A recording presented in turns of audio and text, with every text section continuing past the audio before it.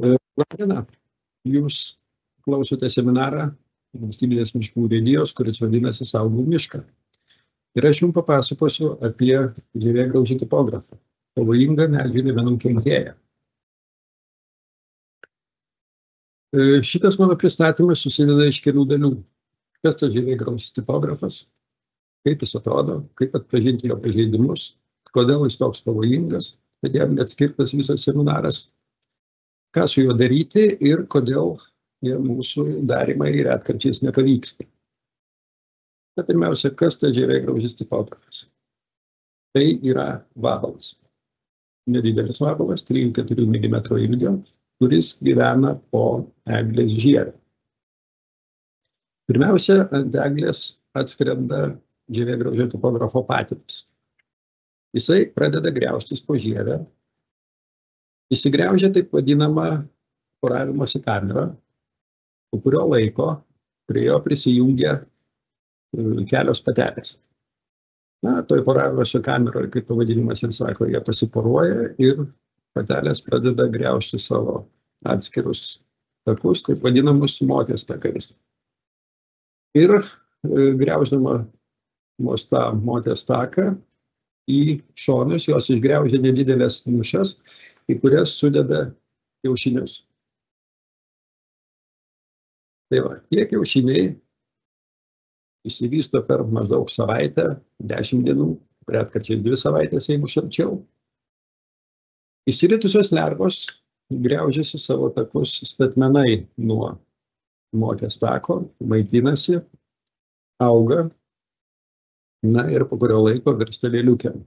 Lėliukė yra šita balta dešinėje pusė. Iš lėliukės paskui išsirita vabalai, jau kitos generacijos, kurie dar pasimaitina šiek tiek. Matome panašiai lėliukės lopšelį, išsiritę vabalai dar kurį laiką pasimaitina ir išsigriaužia lauk ir prasideda kita generacija. Bendras takų vaizdas atrodo šitaip ir jisai yra žievėgraužio tipografo skiriamasis bruožas. Jeigu jūs matote tokio pavydalo, tokios formos, tokios išvaizdos takus, tai tada reiškia, kad šitą medį, o čia jau nulupta žievė iš vidinės pusės, pažeidė žievėgraužis tipografas. Panašiai šitoj vietoj, čia nesimato, žievės viduje yra poravimosi kamera, yra motės takai, yra lervų takai ir lervų takai pasibaigia lėliukių lopšeliais. Tai va, šiaip jau Lietuvoje žievėgraužis tipografas turi 2 generacijas. Žiemoja jisai įvairiai, didesnioji dalis žiemoja paklotė, didesnioji dalis, kuri galbūt nespėjo išsivystyti, ar dėl kitų priežasčių, žiemoja po žievę. Ir išlindę iš žiemojimo vietų, o tai įvyksta tada, kada oro temperatūra pakyla maždaug apie 18 laipsnių. Vidutiniškai tai būna kažkur tai balandžio paskutinę savaitę, šiais metais nebuvo šiek tiek anksčiau, dėl to, kad atšilo gerokai anksčiau. Puola medžius, deda kiaušinius, lervos griaužia medžius, virsta lėliukėm, išsivysto nauji vabalai ir apie Liepos antrą pusę antrą kartą puola medžius. Ir iki rudens dažniausiai išsivysto dar viena generacija. Tačiau jisai turi tokią savybę, kad mes vadinam 2 generacijomis, bet skraidimų būna, arba skraidimo to intensyvesnio būna daugiau. Yra taip vadinama seserinė generacija, kada patelės padeda maždaug 2/3 kiaušinių, tada išlenda lauk ir skrenda pas kitą patiną dar kartą dėti kiaušinius. Tai tas antras skraidimas biologiškai tiksliai jisai priklauso tai pačiai pirmai generacijai, bet miškininkai kartais suintensyvėjusi skraidimą ir medžių puolimą vadina antra generacija. Ir nors biologiškai žievėgraužis tipografas turi Lietuvoje 2 generacijas, pirma dar ir su seserinė, dabar šiltėjant klimatui būna ir antros seserinė, miškininkai kartais skaičiuoja 3 arba 4 generacijas, kas biologiškai neteisinga, bet gana patogu taip vadinti. Kaip atpažinti žievėgraužį tipografą? Arba, ta prasme, ne tada, kada jisai po žievę, bet kai jisai yra miške. Na, nelabai moksliškai, bet labai patogiai visas tas pažeidimo procesas ir medžio žudimas nuo žievėgraužio tipografo skirstumas į 3 fazes. Žalioji fazė, geltonoji fazė ir pilkoji fazė. Tie pavadinimai kilę iš to, kaip atrodo medžiai ir miškas toj fazė. Na tai pirma yra žalioji fazė, kada eglė atrodo taip kaip sveika eglė ir be tipografo, bet žievėgraužis tipografas jau įsigriaužęs po žievę ir lervos vystosi po žievę. Bet iš išorės, o ypač iš tolo, nieko pasakyti negali. Priėjus arčiau galima pastebėti nukritusių spyglių daugiau negu įprastai. Truputį šviesesnės spalvos ir jų yra daugiau. Šitoj iliustracijoje jų yra nedaug, sunkesniais atvejais jų matosi daug. Priėjus dar arčiau prie medžio galima pamatyti išgraužis. Kadangi žievėgraužis tipografas patinas pradeda griaužtis po žievę, o iš paskos ir patelės griaužia moters takus, tai išgraužas įstumia lauką ir ant žievės jos matosi.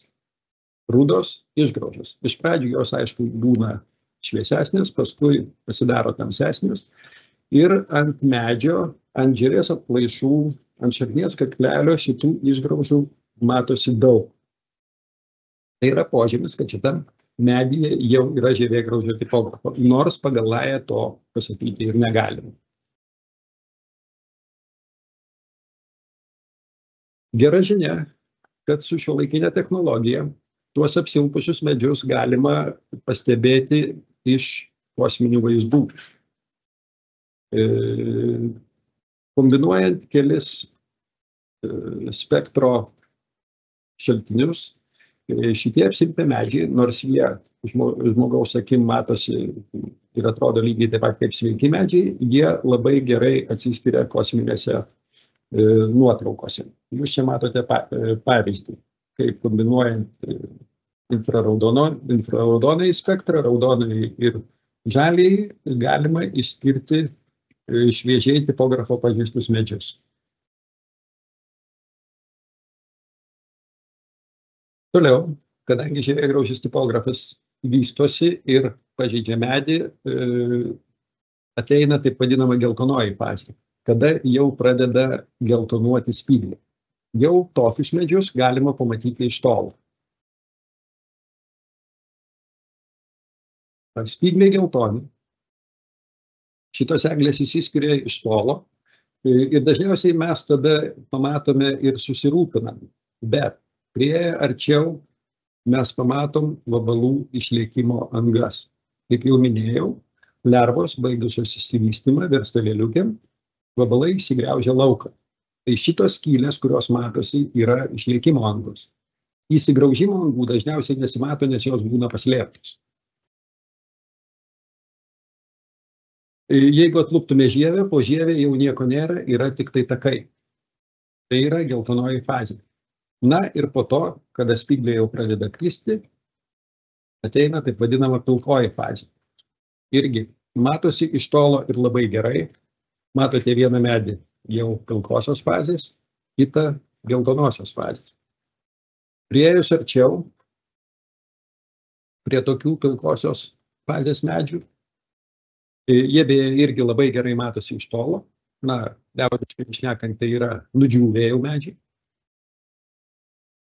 Žievė jau pradeda nukristi, tipografo, aišku, tenai jau nėra. Dar po kelių metų, jeigu nieko nedarome, tai pažeistos eglės atrodo taip ir miškas atrodo taip. Na tai dabar viską suvedant į vieną, užbaigiant šitą dalį, ką mes matome? Žievėgraužis tipografas medyje ir po žievė yra tik tai žaliojoje fazėje. Tada, kada iš tolo nelabai galima pasakyti. Kodėl dabar žievėgraužis tipografas yra toks pavojingas?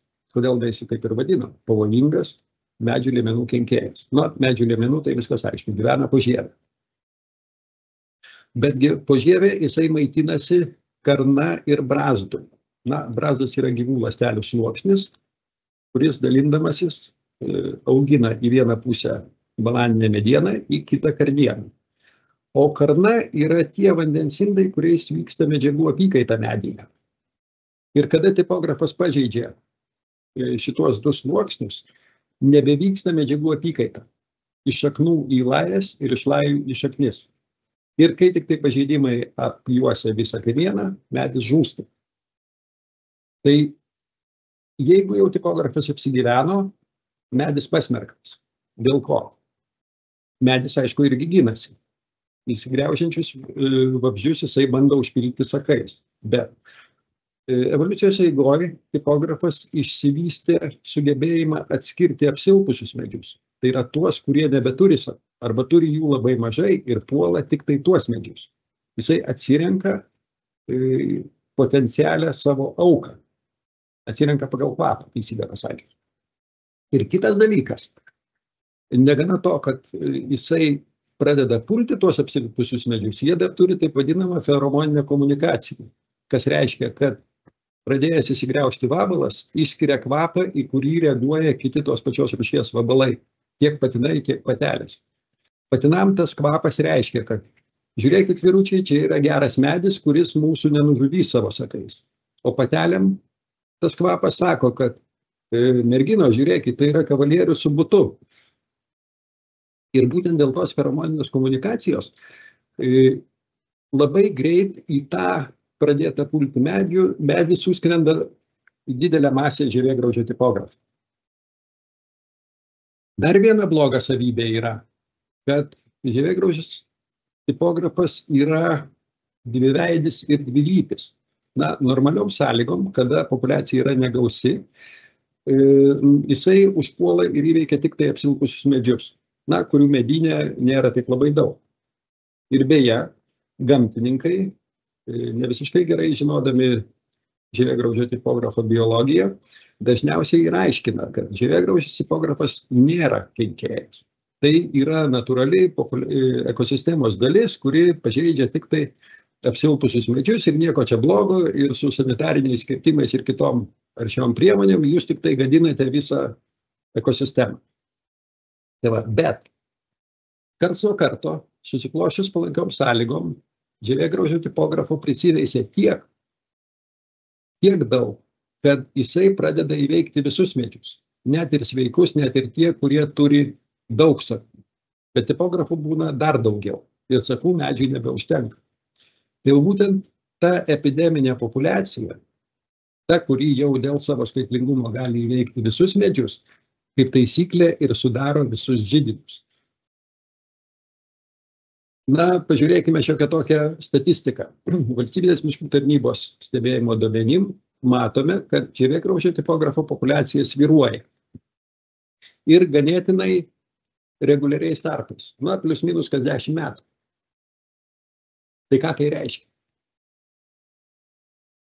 Viena, kad tipografo pažeidimų arba tipografo užpultų medžių išvengti neįmanoma. Na, ciklo mes pakeisti negalime. O ką mes galime? Mes galime to ciklo pakilimo metu stengtis, kad žievėgraužio tipografo populiacija neviršytų tos sprogimo slenksčio, kad jo neprisivėstų tiek, kada jisai galėtų įveikti visus medžius iš eilės ir sukelti masinio dauginimosi židinius. Taigi, nors tų ciklų ir populiacijos svyravimo ir padidėjo mes negalim išvengti, bet mes galime sumažinti tų svyravimų tipografo populiacijos skaitlingumo amplitudę, kad jo būtų kuo mažiau. O kaip tą padaryti? Šiaip jau žinomos 3 priemonių grupės prie žievėgraužio tipografo. Pirma, feromoninės gaudyklės. Antra, vabzdžiagaudžiai medžiai arba tai, ką mes naudojam geriau vadinti vabzdžiagaudė mediena. Na ir sanitariniai kirtimai. Ir efektyvumas priklauso labiausiai nuo kenkėjo skaičiaus. Šiek tiek detaliau. Feromoninės gaudyklės dažniausiai naudojamos tokios. Tai yra kažkokia tai konstrukcija, į kurią įdėtas sintetiniu būdu pagamintas žievėgraužio tipografo feromonas. Feromono 3 pagrindinės dalys. Tai ir kažkokia tai konstrukcija, šita konstrukcija naudojama dažniausiai, galite aišku matyti ir žinoti įvairiausių kitokių, bet esmė yra tokia, kad naudojamas sintetinis kvapas, kuris pritraukia vabalus iš toli.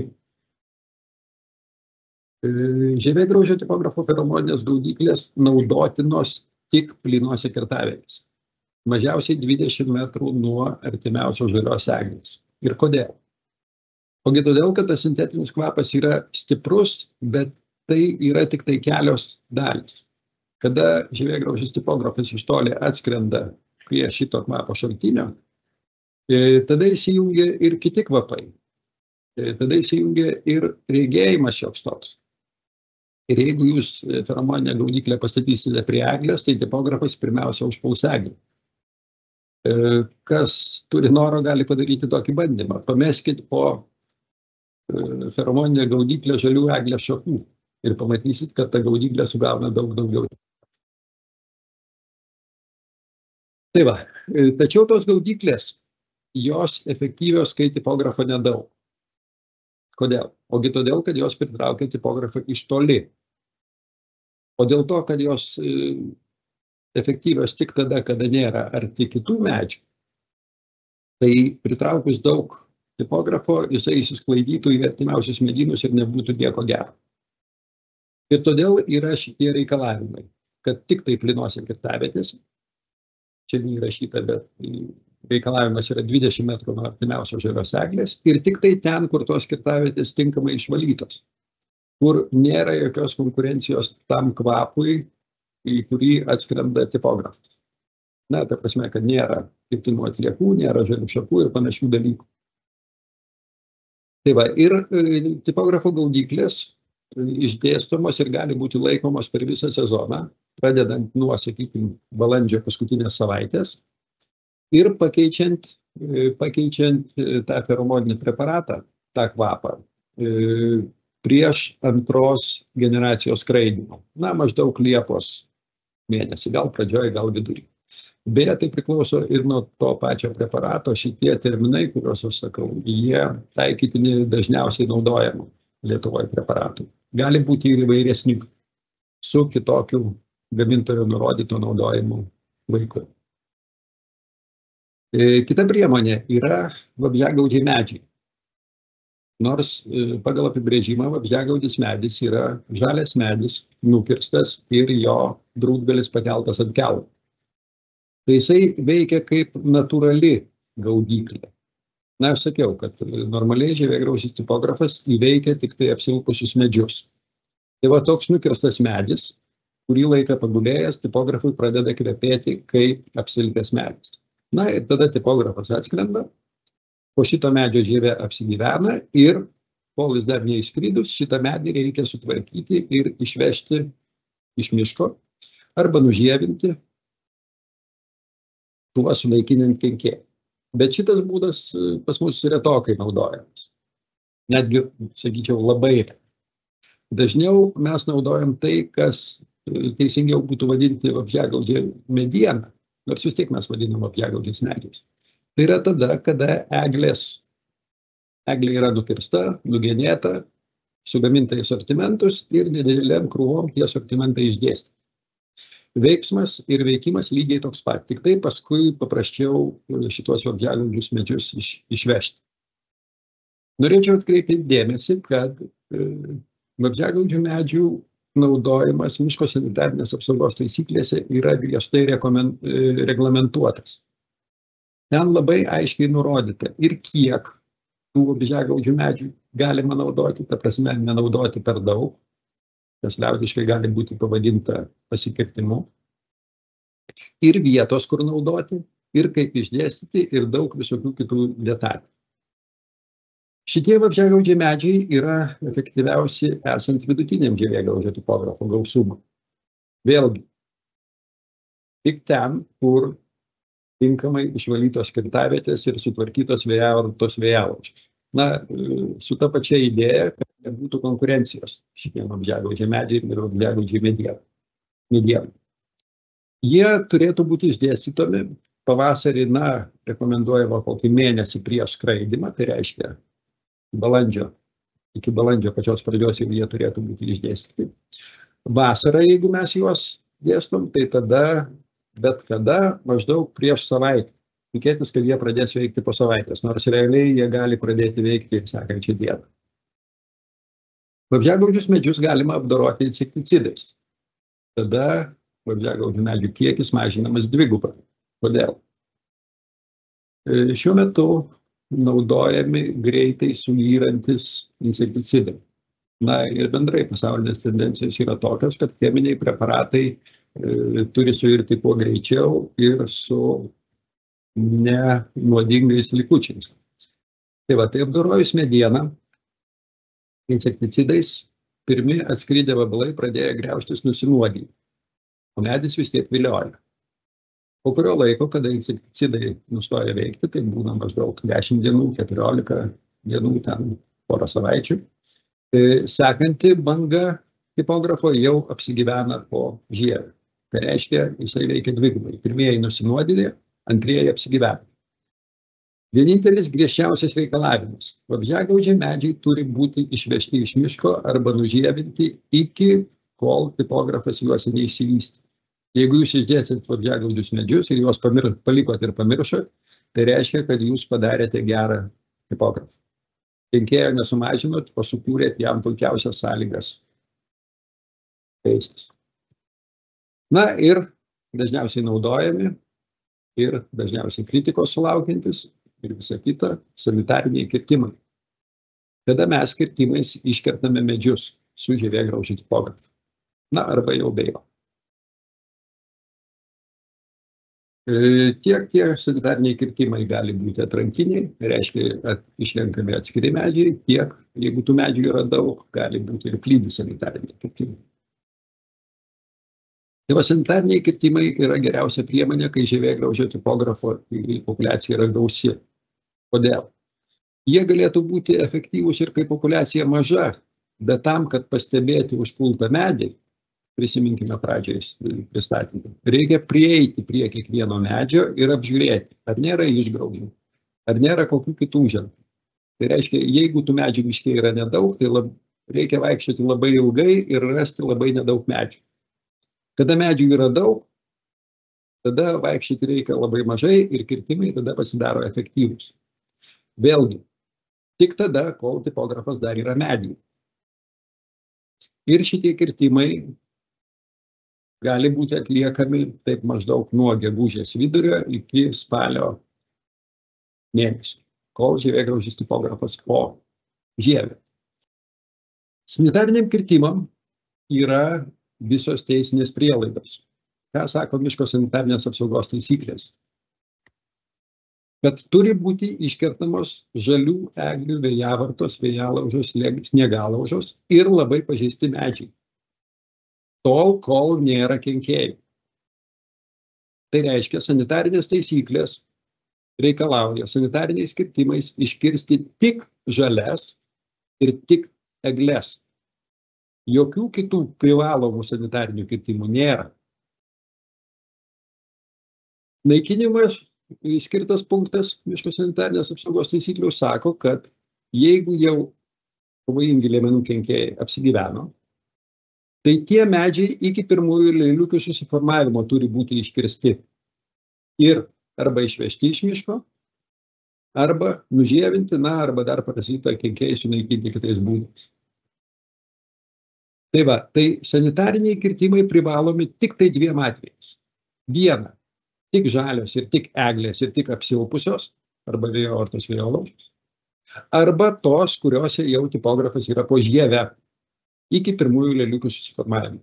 Vėliau sanitariniai kirtimai nebeprivalomi. Na, o kodėlgi šitas gausus priemonių pasirinkimas? o aš manau, kad tai yra iš tikrųjų pakankamai daug priemonių, pradedant feromoniniam gaudyklėm, kurios labiausiai tinkamos stebėjimui arba kai populiacija yra maža, ir sanitariniais kirtimais, kada jau turim besiformuojančius židinius. Kodėl kartais jos vis dėlto nepadeda?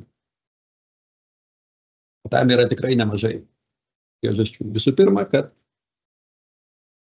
miško sanitarinė apsauga, o ypač prevencinės priemonės, profilaktinės priemonės yra nepopuliarios. Ir pirmiausia, nepopuliarios dėl neapsimokėjimo. Ir aplamai miško sanitarinė apsauga ir visos priemonės yra išlaidos dabar, kad didesnės pajamas gautume gerokai vėliau. Kadangi miškas auga lėtai, tai visos šitos investicijos ir miško sanitarinės apsaugos priemonės duoda efektą tik tai po geroko laiko. Ne čia ir dabar, o kažkada, galbūt netgi mano kažkuriam įpėdiniui, net ne man. Ir todėl ir stebėjimas, ir feromoninės gaudyklės, ir važiagaudžių mediena nėra tiek populiari ir nėra taip plačiai naudojama, kaip galėtų. O ypač tai liečia mažesniuosius miško valdytojus. Sanitariniai kirtimai labai dažnai vykdomi per vėlai arba netinkamai. tą mes dar pamatysim vėliau. Ką tai reiškia per vėlai? Visų pirma, mums dažnai trūksta informacijos apie tuos pažeidimus. Dėl to, kad menkas suinteresuotumas ir dėl to, kad ją sunkoka rinkti. Nes šviežiai užpulti medžiai iš tolo taip paprastai nesimato. Tai aš jums pateiksiu praeitų metų šiokią tokią informaciją. Na, pavyzdžiui, po vėjovartų 23 metų rugpjūčio mėnesį valstybiniai miškai, o jų yra šiek tiek daugiau negu 1 milijonas hektarų, raportavo, kad kad vėjovartų pažeista apie 90 000 kubinių metrų medienos. Priminsiu, vėjovartos tai yra tie patys apsilpę medžiai, labai tinkami tipografui daugintis. Privačiuose miškuose, kurių yra mažiau negu 1 milijonas, bet nedaug mažiau, buvo informacijos gauta, kad tipografas pažeidė 12 000 hektarų. Atsiprašau, 12 000 kubinių metrų medienos. Plotas skiriasi labai nedaug, tipografas nuosavybės nežino. Galima daryti išvadą, kad privačiuose miškuose tiesiog tas tipografas nebuvo stebėtas. Ir ką tai reiškia? Kad mes tikrai turim, tik nežinom, tiksliau turėjom 23 metų rugpjūčio mėnesį, pakankamai daug tipografui tinkamo substrato. Lygiai tas pats paveikslėlis, jeigu mes panagrinėtume leidimų kirsti mišką sanitariniais kirtimais skaičius. Lygiai taip pat. Privačių miškų potencialiai leidimų turėjo būti daugiau. Na ir pabaigiant ir apibendrinant,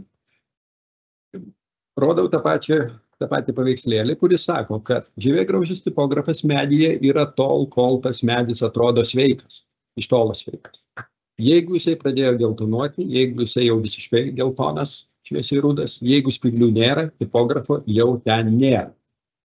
Ir jeigu mes turim miškus, kurių daugiausia eglių pažeistų yra geltonosios fazės ir pilkosios fazės, tai reiškia, mes jau turim židinius. Šitoj vietoje formuojasi židiniai. O dažniausiai valdytojai susigriebė kirsti mišką sanitariniais kirtimais geltonojoj fazėje. Na gerai, pereinamojų laikų tarp žaliosios ir geltonosios. Tai reiškia, mes kertam mišką sanitariniais kirtimais ir iš miško išvežam tuos medžius, kur žievėgraužio tipografo jau nebėra. Reiškia, efektyvumas, kenkėjų skaičiaus mažinimas, apie tai čia šneka neina. Kita tokia priežastis galėtų būti ir teisinė aplinka. Na, aš jums rodau Reuters agentūros skaičius, kai Vidurio Europoje po 15 metų sausros pradėjo formuoti žievėgraužio tipografo židiniai. Ir dvi gretimos šalis, Čekija ir Lenkija. Čekijoje židiniai išplito labai smarkiai, Lenkijoje iš esmės nelabai. Dėl ko? Dėl to, kad, pavyzdžiui, Čekijoje net ir sanitariniam kirtimam, tiem, kuriuos reikia atlikti greitai, kol tipografas pažievė, reikalingos viešųjų pirkimų procedūros. Lenkijoje sanitariniai kirtimai vykdomi net ir saugomose teritorijose, jeigu ten yra žievėgraužio tipografas. Na, rezultatas akivaizdus. Lygiai taip pat mes jau beveik pamiršom, beveik visi, kas vyko Lietuvoje. 93-98 maždaug metais, 96 metais, atsiprašau. Lietuvoje buvo didžiausi žinomi istorijoje tipografo židiniai. Per tuos kelis metus buvo iškirsta 9 milijonai kubinių metrų medienos, kai tuo metu Lietuvoje metinė kirtimo norma buvo apie 2,5 milijonų. Dabar jos didesnis. Buvo pažeista vis 1/3 Lietuvos brandžių eglynų.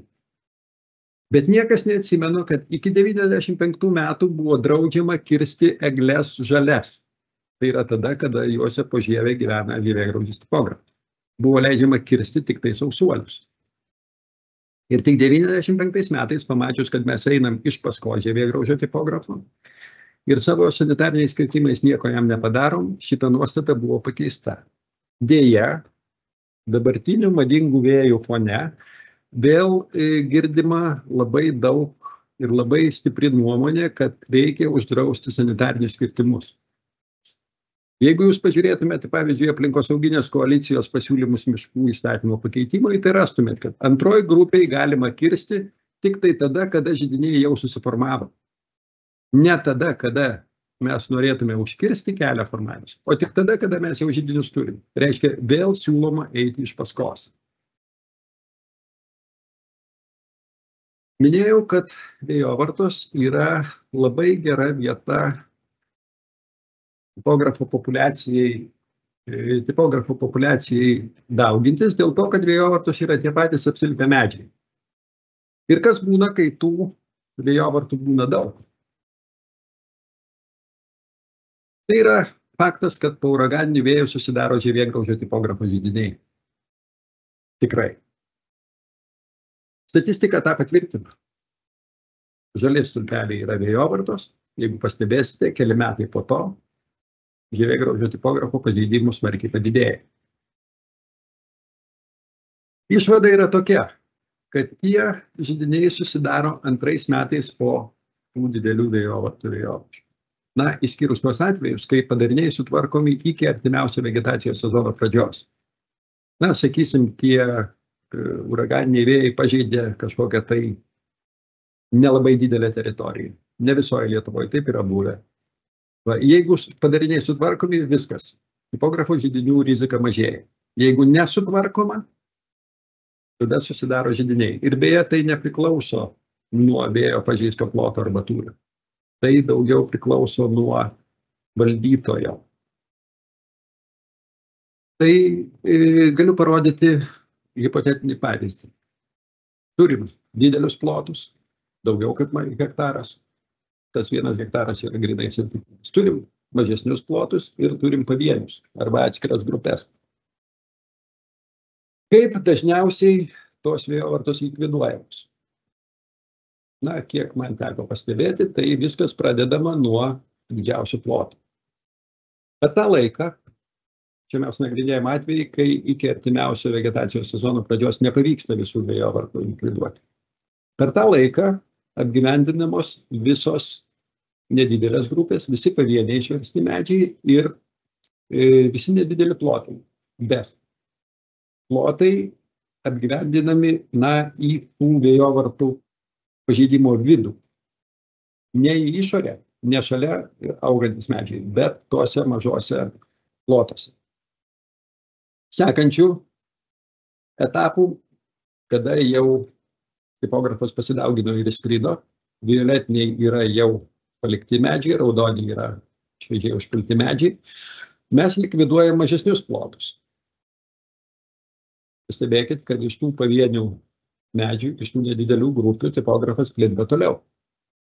Na, ir trečiu etapu, kada jau mes iškirtom didžiausią plotą, kada mes iškirtom mažesnius, mes likviduojam visus pavienius. Ir galutiniam rezultate turim gražų, didelį, plyną kirtimą. Kas būtų, jeigu darytume atvirkščiai? Pradėtume nuo mažų medžių grupių ir pavienių medžių. Aišku, per pirmą etapą, kol mes visas tas smulkmenas išrinktume, tipografas apgyvendintų dalį vėjovartų tiek dideliuose plotuose, tiek ir mažuose plotuose. Antru etapu mes iškirstume, sutvarkytume vėjovartas mažuose plotuose iki 1 hektaro ir dar aplink šviežiai užpultus medžius, kiek tokių yra. Na ir trečiu etapu mes likviduotume vėjovartas didžiausiuose plotuose. Ir bendroji sumoji mums dar pavyktų išsaugoti kažkiek miškų.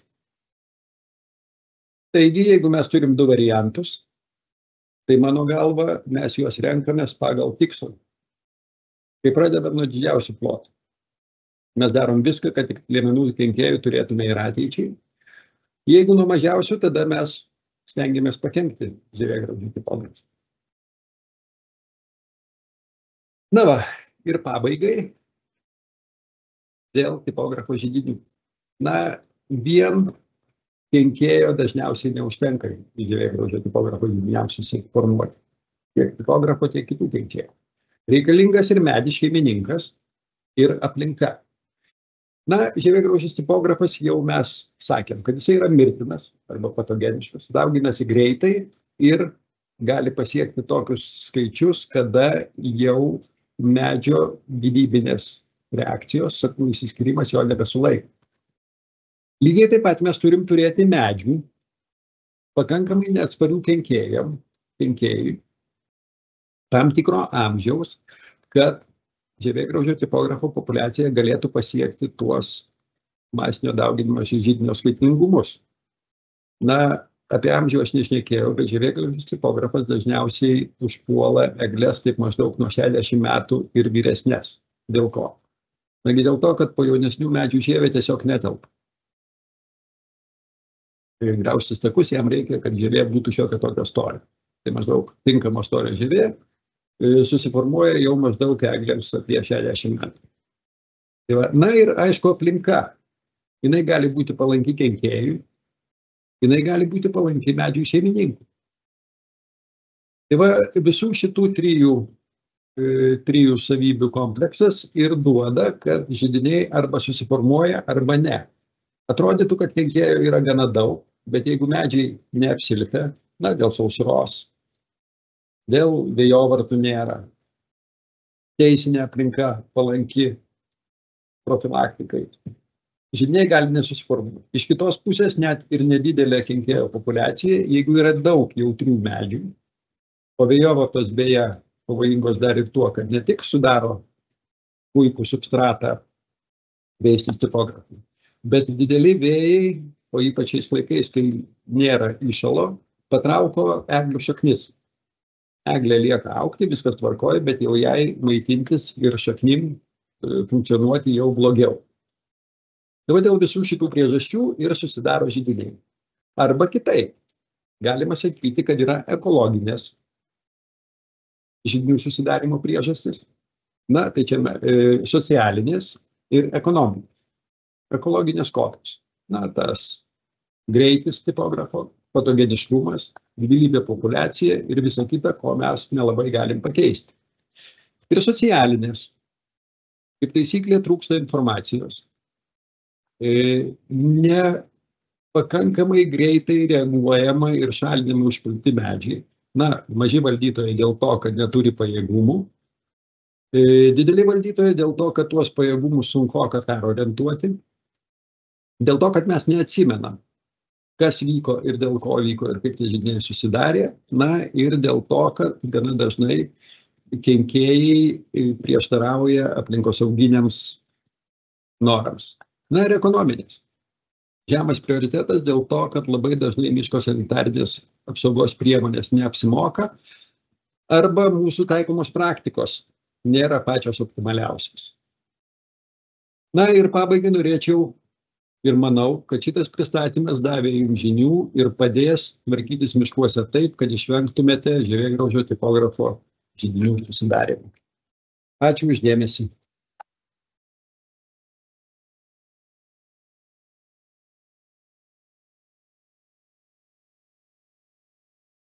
Na, turime kelius klausimus. Pavyzdžiui, koks efektyvus yra metodas tipografo užpultus miškus palikti išmirimui? Tokiu būdu naikinant galima buveinę, kaip kad Lenkijoje, ir kodėl mes to netaikome Lietuvoje.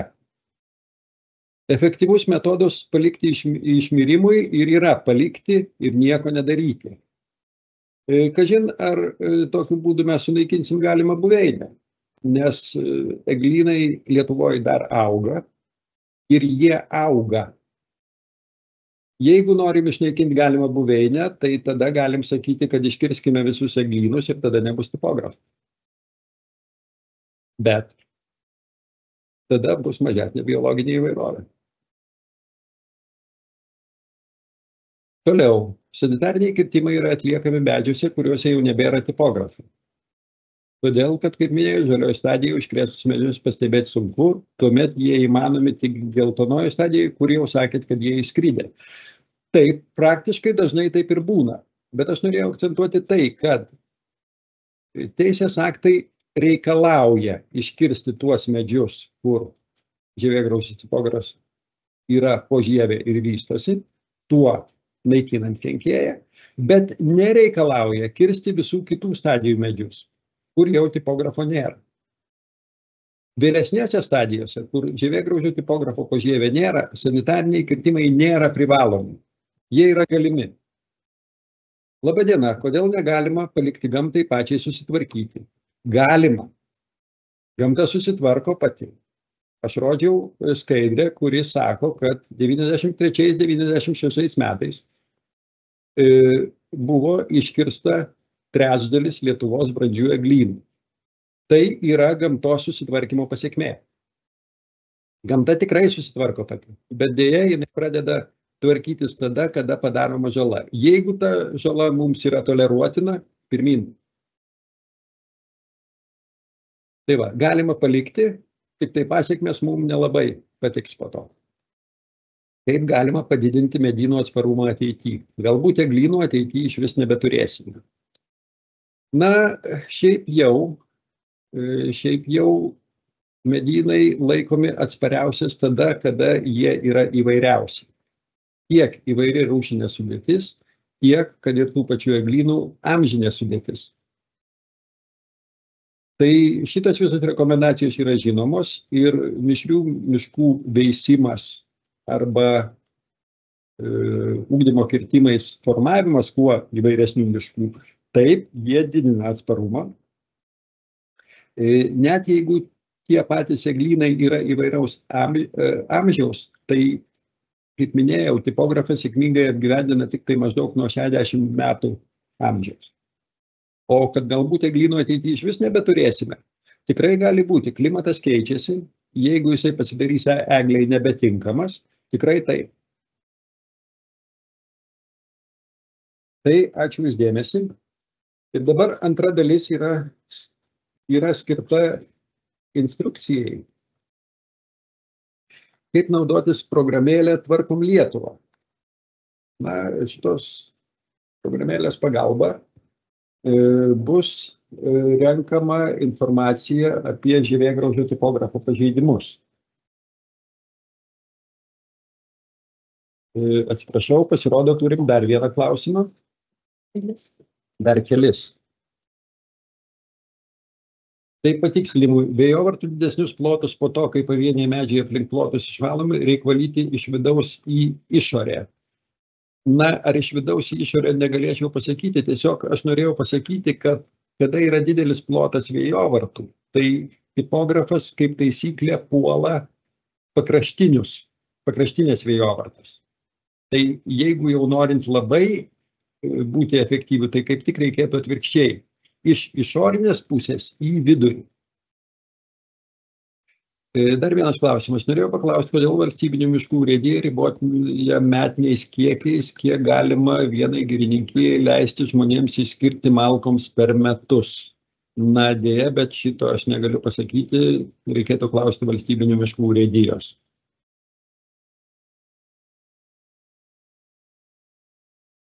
Taip, o klimato kaitos perspektyvoje ar realu, kad mūsų zonoje iš vis liks eglynų?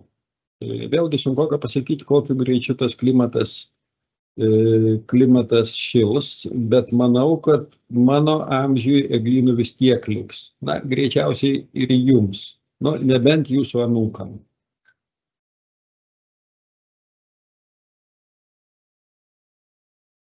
Na tai ką, kaip pradėjau sakyti, pereinam prie antros dalies, kuris skirta programėliai Tvarkau Lietuvą. Na, jos pagalba bus renkama informacija apie žievėgraužio tipografo pažeidimus. Taip, tai ačiū labai gerbiamam Pauliui už tokį tikrai išsamų pranešimą, kuris leido mums gerai suprasti visą problemą plačiau. O aš dabar noriu pristatyti, kaip mes galim kartu visi įsijungti ir suremti pečius kovoti su šią problemą. Ir iš tikrųjų pastebėti tuos mažiausius židinius, kaip Paulius ir sakė, kad geriausia būtų kovoti ir tai pranešti. Tai tam turime iš tikrųjų labai tinkantį vieną įrankį. Aplinkos apsaugos, atsiprašau, neprisistačiau. Tai esu Benas Švedas iš Aplinkos apsaugos departamento ir esu projekto Tvarkau Lietuvą vadovas. Tai iš tikrųjų turim puikų įrankį dabar padarę, su kuriuo galbūt jau esate susipažinę, galbūt esate pranešinėję apie atliekas arba galbūt spėjote pamatyti ir kitas kategorijas, kaip pavyzdžiui pranešti apie sugadintą miško paklotę ar išmaltus kelius. Ir iš tikrųjų smagu, kad galim pasigirti, kad čia turime jau iš tikrųjų ir nemažai tų išspręstų židinių, šiukšlynų aplinkoje. Tačiau paskutinis mūsų tas naujausias patobulinimas ir ką noriu šiandien pristatyti, kas yra labai svarbu, kad dabar turime kenkėjų apniktų ar nuvirtusių eglių kategoriją, kur galima pranešti, jeigu pastebime. Tai jeigu norim tai padaryti, kaip matėte, spaudžiame mygtuką pranešti, tas pats ir telefone, pasirenkame kategoriją ir čia galima pasitikrinti, ar tai, ką mes matome aptikę gamtoje, vaikščiodami, šunį vežiodami, dviračiu važinėdami, iš tikrųjų, ar tai yra galimas žievėgraužio židinys, ką mes norime pamatyti, galima pasididinti štai tiek vėjovartas, tiek tas tokias tarpinės stadijas tarp to, ką docentas rodė. Ir jeigu manome, kad radome būtent žievėgraužio tipografą, jo židinį, spaudžiame pranešti ir pildome pranešimą.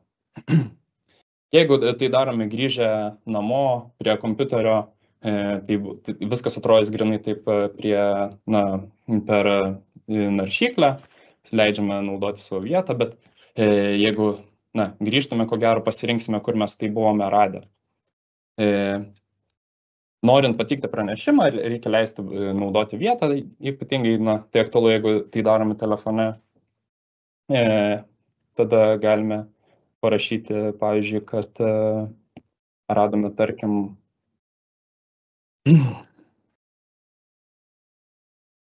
10, tarkim, ruduojančių eglių, pateikiame savo paštą,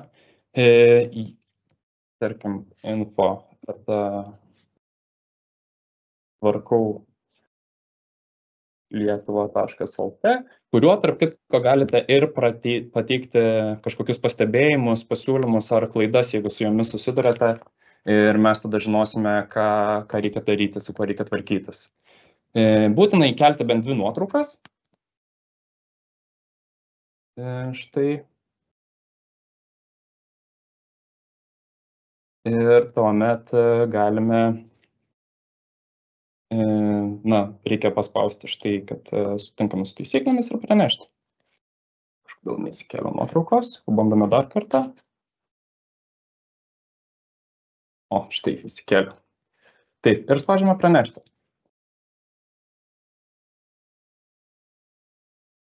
Taip, pranešimas gautas, mes su juo paskui miškų tarnybos specialistai peržiūrės ir įvertins iš nuotraukų kaip atrodo židinys jūsų praneštas, taip pat iš savo turimų duomenų pasilygins, ar yra toje vietoje, kurioje pranešite žinomų židinių. O stebėsena šitų visų židinių ir kaip kinta situacija Lietuvoje, galite stebėti paspaudę štai šią nuorodą šiame lange, kuris iššoka pateikus pranešimą. Ir čia galime stebėti, kaip kinta. Pasidarome, kad matytume naujus židinius. Ir čia galime matyti štai mus dominančio tiek naujus, tiek ir kaip keičiasi statusas, kas yra daroma su tais židiniais. Tai tiek būtų iš manęs ir tuojaus grįšiu ir pasižiūrėsime, ar turime klausimų. Panašu, kad ne. Tad labai dėkoju. Ir kviečiu žymėti. Turime dar vieną klausimą. Ar yra duomenų, kad tipografas puola ir pušis, bet ar gali būti, kad tipografas užpultų jaunas pušis miesto teritorijoje toliau nuo miško? Sakyčiau, mažai tikėtina, bet reikėtų pamatyti pažeidimą. Ta prasme, žievė iš kitos pusės. Greičiausiai tai būtų kita rūšis.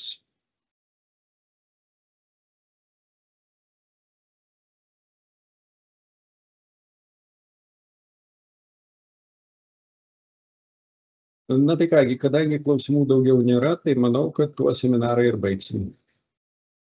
Sėkmės visiems saugant miškus nuo žievėgraužio tipografų.